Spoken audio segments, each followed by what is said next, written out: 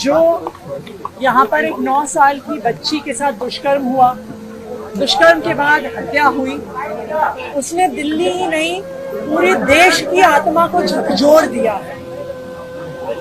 यहाँ पे अगर आप परिवार का हाल देखिए, आसपास के इलाकों के बच्चों का, महिलाओं का हाल देखिए, तो सब बिल्कुल सहमे हुए हैं। आज हर परिवार को लग रहा है कि मैं अपनी बेटी को घर से बाहर कदम कैसे रखने दूं। हम परिवार से मिले, हमने परिवार को आश्वासन दिया है कि जो हमारी टीम पूरी यहाँ पर आम आदमी पार्टी की है वो हर संभव उनकी सहायता करेगी।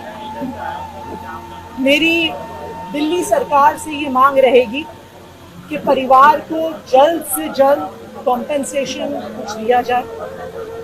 अभी हम परिवार के साथ डीसीपी से मिलने जा रहे हैं कि जल्द से जल्द कार्रवाई हो, और कमिश्नर से भी हम समय मांग रहे हैं कि जल्द से जल्द और सख्त से सख्त कार्रवाई इस मसले में होनी चाहिए। लेकिन आज सबसे बड़ा सवाल ये है कि दिल्ली में भारतीय जनता पार्टी की 4 इंजन की सरकार है। दिल्ली सरकार उनकी, पुलिस उनकी, एलजी उनके, केंद्र सरकार उनकी। क्या कर रही है भारतीय जनता पार्टी? वो क्यों हमारी बच्चियों को सेफ नहीं रख सकती है? जब चुनाव का समय आता है तो अमित शाह जी हर रैली में दिखते हैं, लेकिन जब हमारी बेटियों को सुरक्षा देने की बात आती है अमित शाह जी कहीं नजर नहीं आ रहे। वो आए क्या परिवार से मिलने? मैं दिल्ली की मुख्यमंत्री से पूछना चाहूंगी कि रोज किसी इवेंट में वो दिखती हैं, लेकिन आज जब इस बच्ची के साथ दुष्कर्म होता है, उसकी हत्या होती है, उनको कोई चिंता नहीं है। तो मैं भारतीय जनता पार्टी से दिल्ली की सभी बेटियों, सभी महिलाओं की तरफ से ये कहना चाहती हूँ कि दिल्ली की बेटियों को, दिल्ली की महिलाओं को सुरक्षा देना आपकी जिम्मेदारी है, और पूरी दिल्ली आज भारतीय जनता पार्टी से सवाल पूछ रही है कि आप अपनी जिम्मेदारी में फेल हैं। मैं खबर आ रही है कि सब्जी मंडी इलाके में एक 7 साल की बच्ची है, उसके हत्या प्रति घटना। हालांकि आरोपी को पकड़ लिया गया है जनता की तरफ से। ये सवाल ये है कि भारतीय जनता पार्टी की 4 इंजन की सरकार, home minister, chief minister, police commissioner, LG साहब क्या कर रहे हैं? क्या इन दरिंदों को तो लगता है बिल्कुल भी डर नहीं है कि वो ऐसे दुष्कर्म कर लेंगे और पुलिस उनको छुएगी भी नहीं? जब तक डर नहीं होगा, जब से जल्द और सख्त से सख्त सजा नहीं होगी, तो ये दरिंदगी नहीं रुकेगी।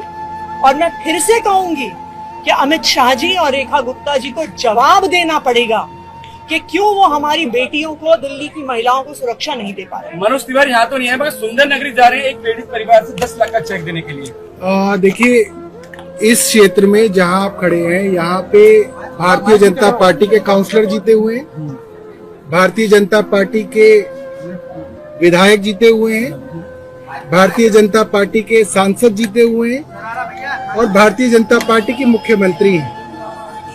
क्या मुख्यमंत्री जी को यहाँ नहीं आना चाहिए था? ये मेरा सवाल है उनसे। कुछ दिनों पहले बवाना में झुग्गियों में आग लगी, 2 बच्चे जिंदा जल गए, मुख्यमंत्री वहां भी नहीं पहुंची। बवाना में मौजूद थी मगर वहां नहीं पहुंची। 800 झुग्गियों को बुलडोजर से ढाया जा रहा है, मुख्यमंत्री एक भी जगह पे पीड़ितों से मिलने नहीं पहुंची।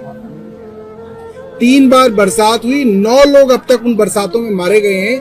मुख्यमंत्री किसी के परिवार से मिलने नहीं गई, किसी को 1 रुपए का मुआवजा अनाउंस नहीं किया गया।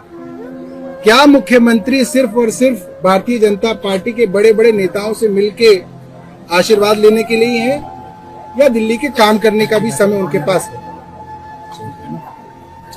आप लोग अभी डीसीपी के यहाँ जा रहे हैं? आदिल भाई जो है यहाँ पे, और हमारे संजीव झा जी पीड़ित के पिता के साथ डीसीपी साहब से मिलने जा रहे हैं कि जब शिनाख्त हो चुकी है, आरोपी के बारे में सारी जानकारी है, तो अब तक जो है ढिलाई क्यों है, अब तक क्यों नहीं पकड़ा गया?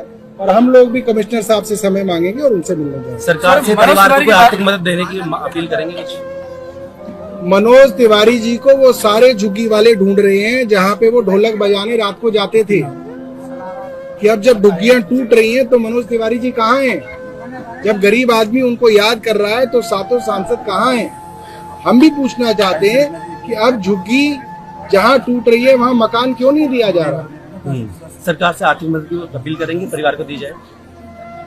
कोई भी विक्टिम हो, सबको मदद दी जानी चाहिए और मुख्यमंत्री को पहले तो यहाँ आना चाहिए।